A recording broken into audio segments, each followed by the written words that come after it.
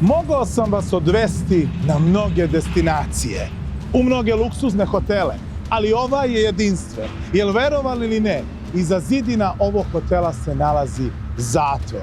A u samom podrumu je istorijska izložba koja je vezana za istorijske događaje koji se dešavali u ovom kazneno-popravnom zatvoru. I danas vas zaista vodim na putovanje koje pomera granice.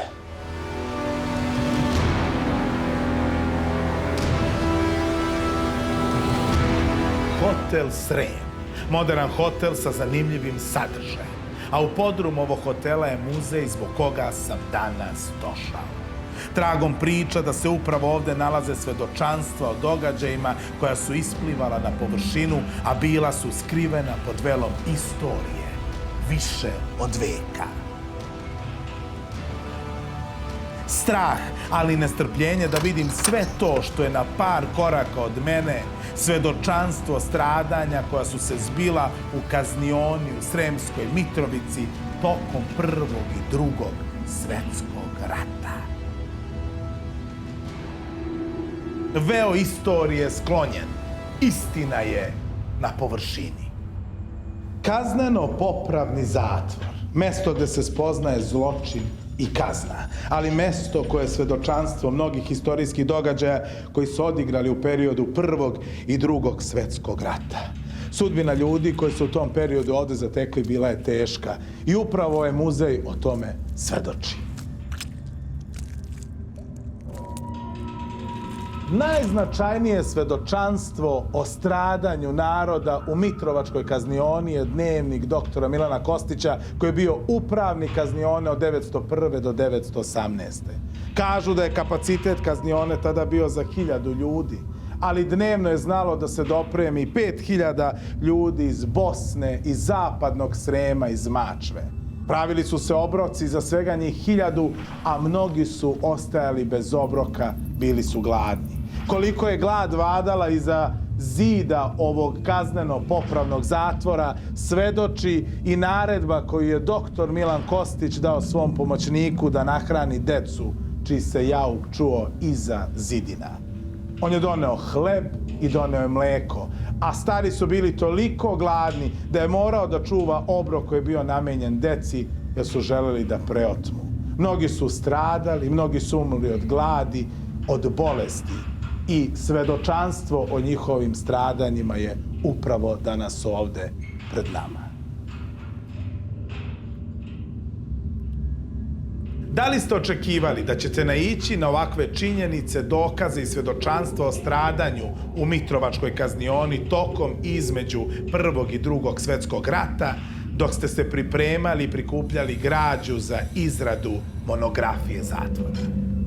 Ništa ni blizu nisam mogao ni da pretpostavim da se desilo tokom ta 2 svetska rata u ovom zatvoru, a tiče se stradanja srpskog naroda. Ni blizu. Ono što je još za mene tragičnije, obzirom da sam dovoljno star da smo imali priliku da učimo i neku istoriju, a ni naša deca ne uče istoriju kako treba, po mom ličnom shvatanju. Znači, ja sam smatrao za shodno da treba da približim taj deo istorije, prvo mojim generacijama, pa možda i starijim, a koje to ne znaju, pričamo o stradanju srpskog naroda u 2 svetska rata, a potom i da edukujemo buduće naraštaje, da ono što ne čitaju, i to mi je jako žao, ne čitaju o stradanju Srba tokom 2 svetska rata, nisu dovoljno obradili te određene teme. Ja sam pokušao da zajedno sa svojim saradnicima to obradimo, pozovemo se na istorijske činjenice, prezentujemo i ajde da kažemo slikovito u najkraćem periodu koliko je to moguće da približimo im tu istinu. Tokom Prvog svetskog rata Mitrovačka kazniona bila je mesto gde su dopremani zarobljenici, a od toga 2/3 su bili civili. Većinom su bili Srbi i dolazili su sa svih strana. Stanovništvo je dovoženo u ovaj kazneno-popravni zatvor, a odavde dalje vagonima, vozovima do logora su vođeni u Austro-Ugarsku na težak rad.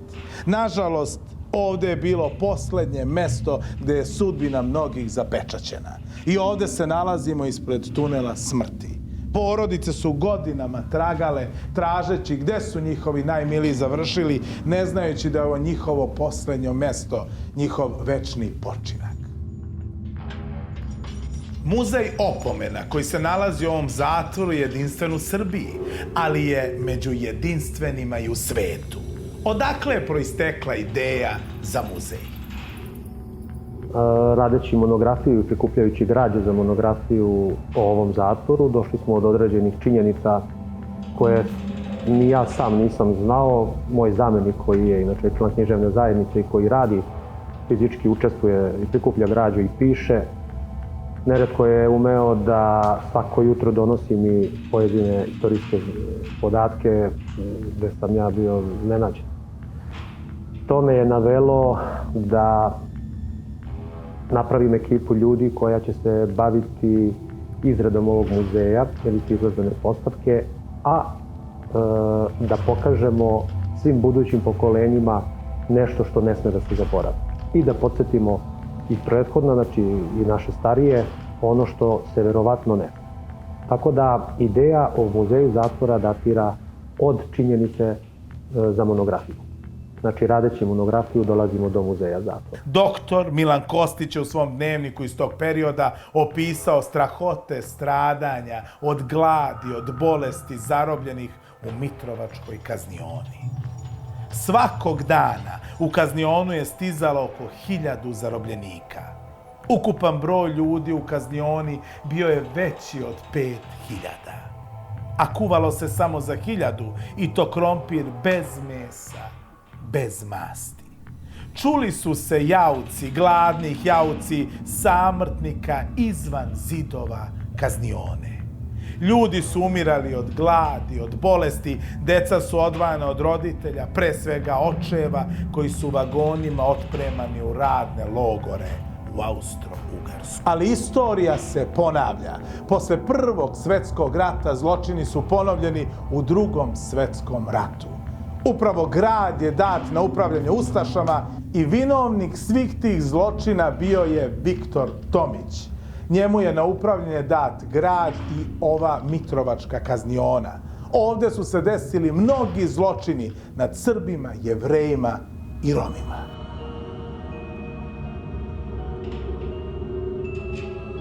Nameće se pitanje zašto su ovi događaji bili pod velom tajni, skriveni u hodnicima istorije. Da li će u budućnosti rad na monografiji otkriti još mnoge činjenice svedočanstva iz tog perioda?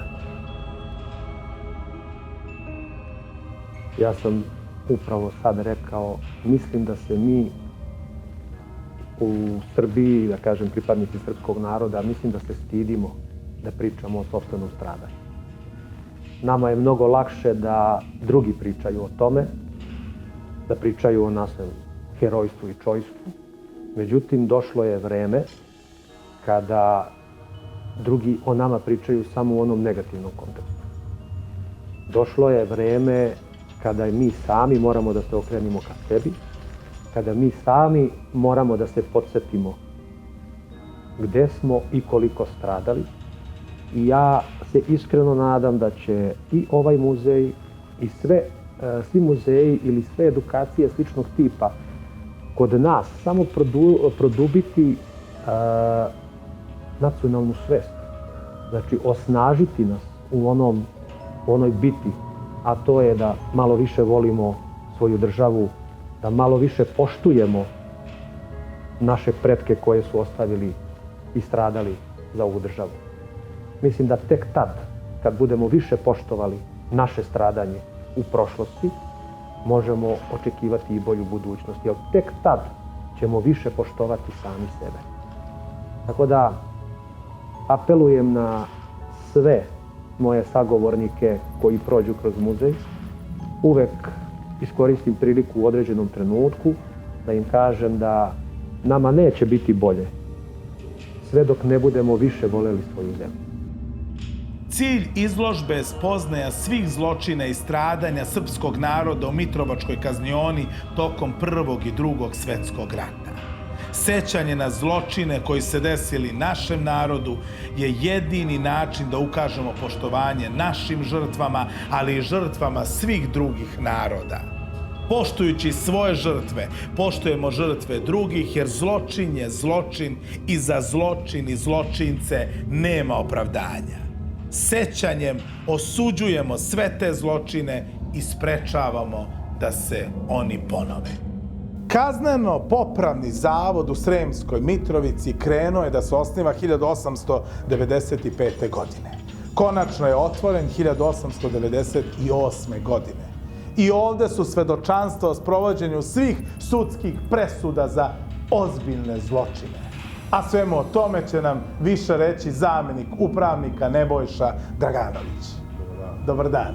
Nalazimo se ovde u delu muzeja gde su eksponati koji svedoče o svim tim načinima sprovođenja presuda, sudskih presuda kroz istoriju kazneno-popravnog zavoda ovde u Sremskoj Mitrovici, je li tako? Jeste. Ovdje se vidi u stvari istorijska uloga kazneno-popravnog zavoda kroz vreme, kako su se presude donosile i koje su se vrste egzekucija i radile.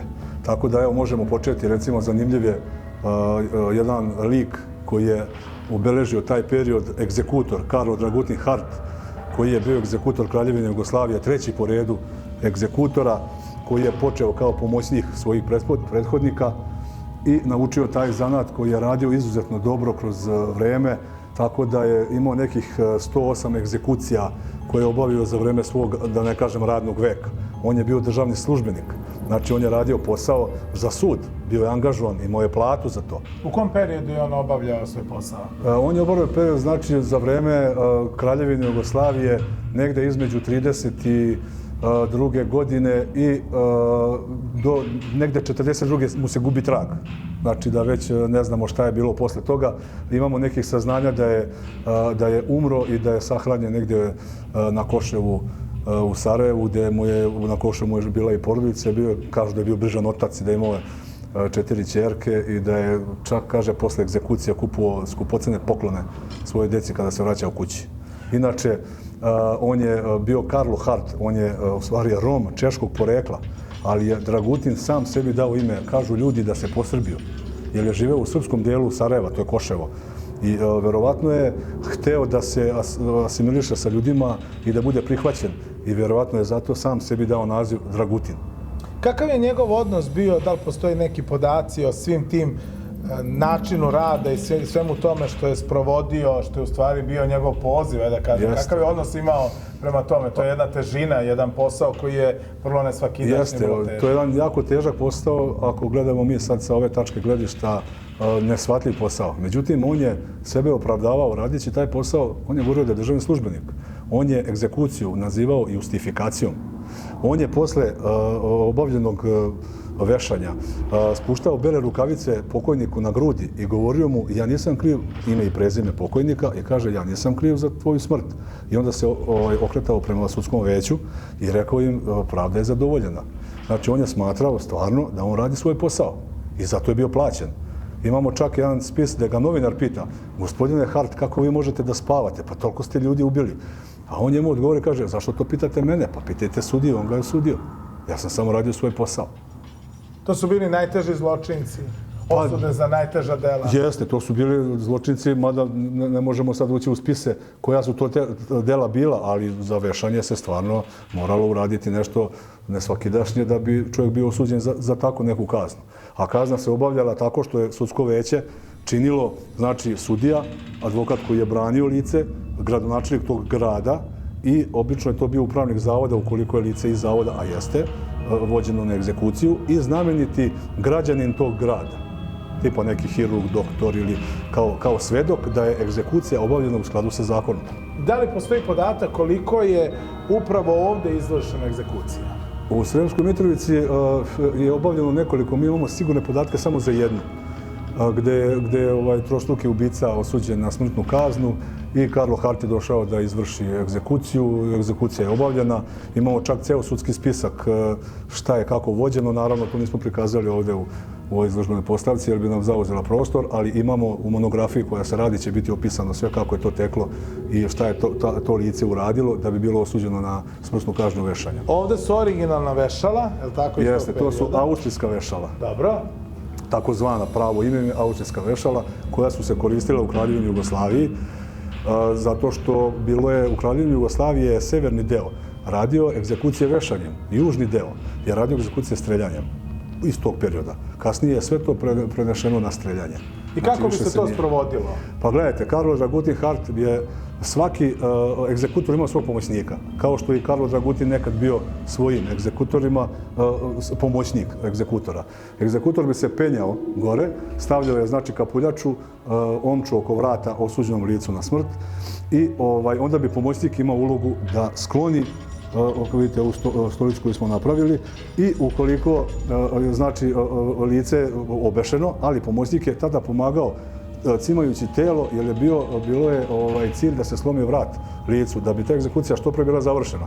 Čak u nekim spisima piše da je do 12 minuta egzekucija profesionalno urađena, sve preko 12 minuta ukoliko lice je živo, smatralo se da je nestručno obavljena egzekucija.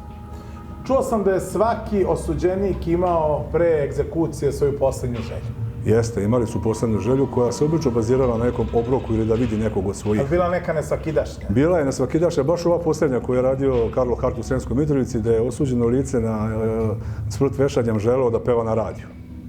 Tako da ta želja mu nije ostvarena.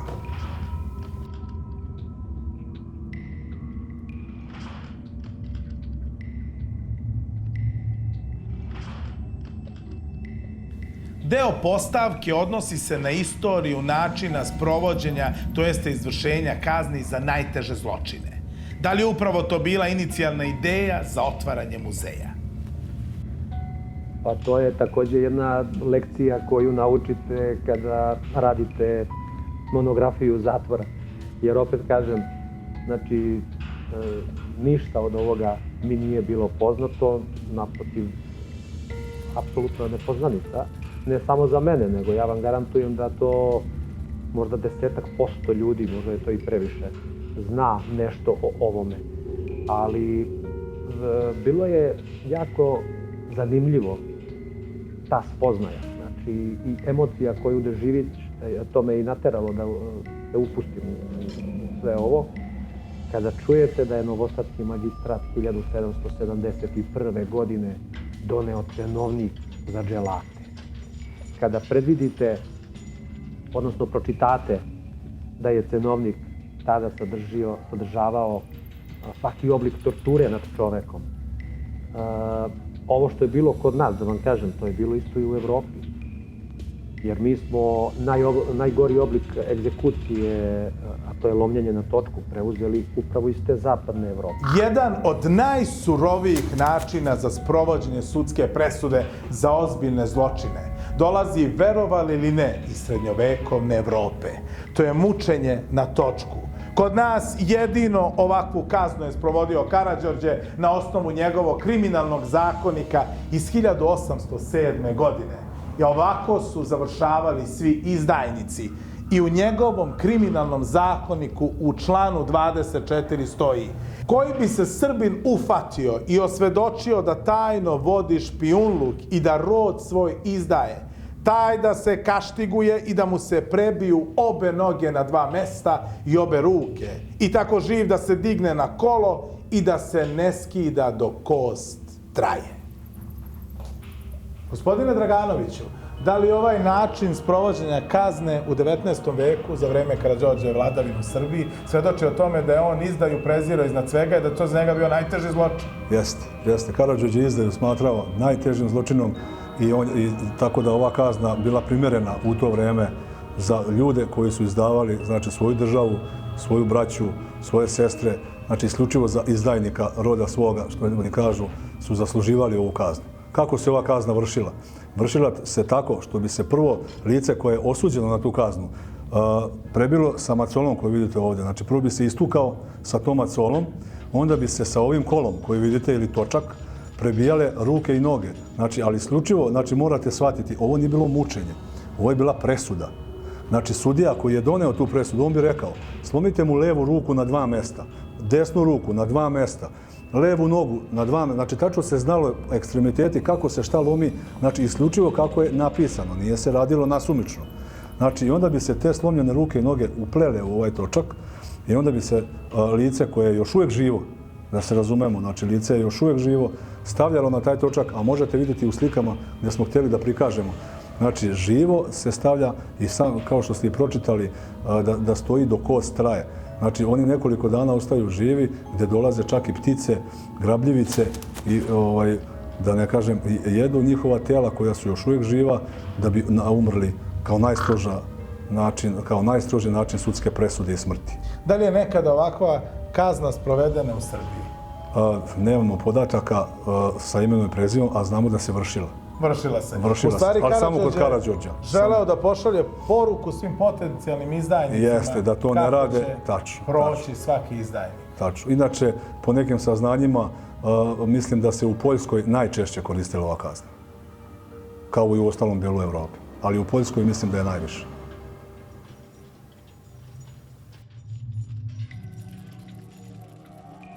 Kažu da je izdaja najveći neprijatelj srpstva, srpskog naroda. I zato nije ni čudo zašto je Karađorđevu najstrožiju kaznu predvideo za izdaju roda svoga.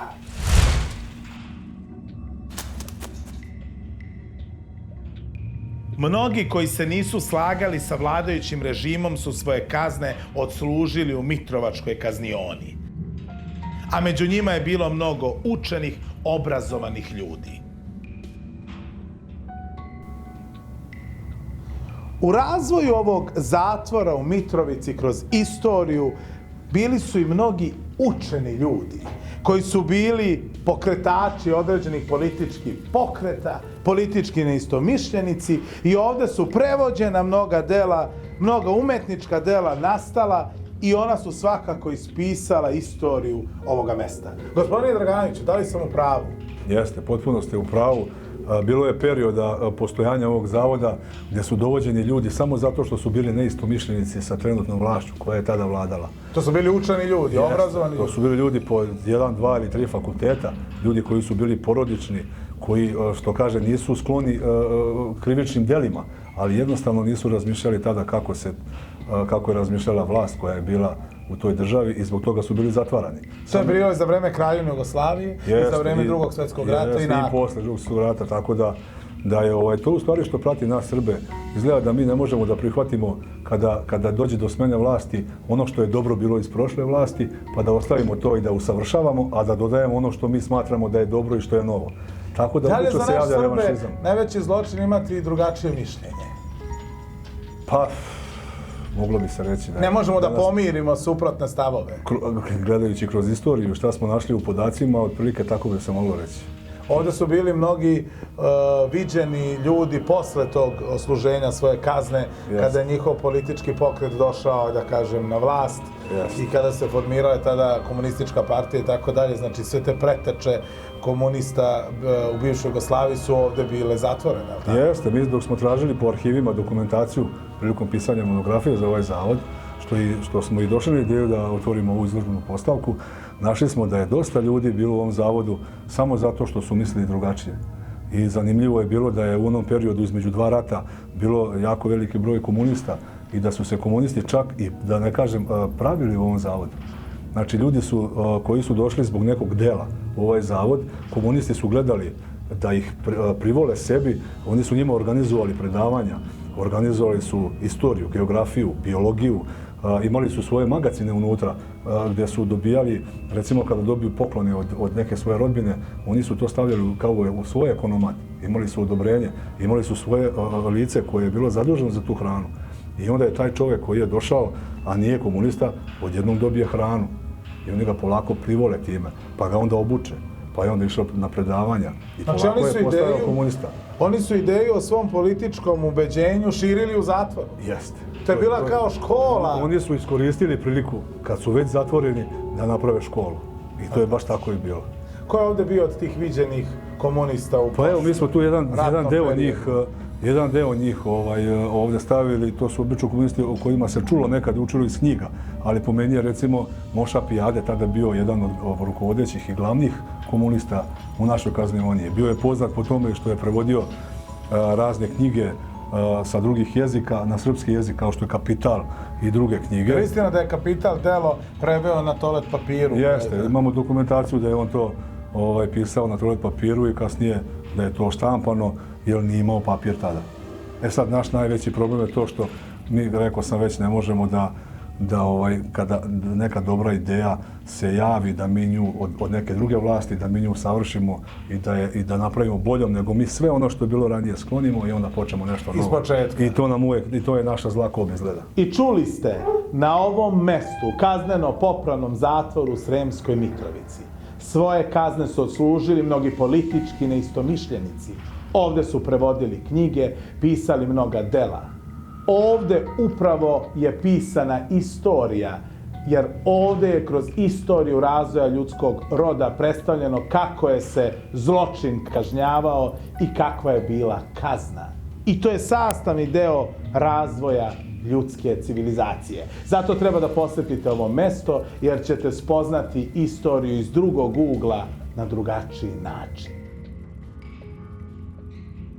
Iako mislite da su tajne ovde sve otkrivene, sve tajne vezane za ovo mesto, varate se. Ovde se nalazi originalni sef koji je ovde na ovom mestu još od momenta osnivanja 1895. godine. Ali verovali i ne, posle Drugog svjetskog rata ključ je izgubljen i ona više nije otvorena. Ko zna šta se ovde krije?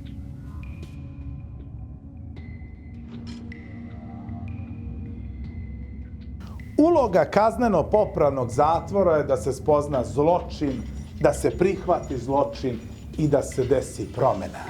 Neki u tome nisu uspeli i pravili su oružje kojim bi napravili novi zločin.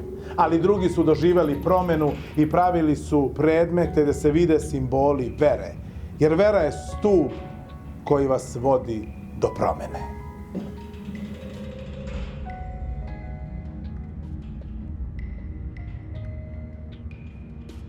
Stradanje nedužnih, stradanje civila je zločin. Ali skrivanje istine o stradanju je još veći zločin, još veća nepravda koja se nanosi žrtvama. Zločini opominju, žrtve govore, istorija svedoči. Sećanja ne smeju izbledeti, ona moraju biti sačuvana, jer samo tako zločini se neće ponoviti.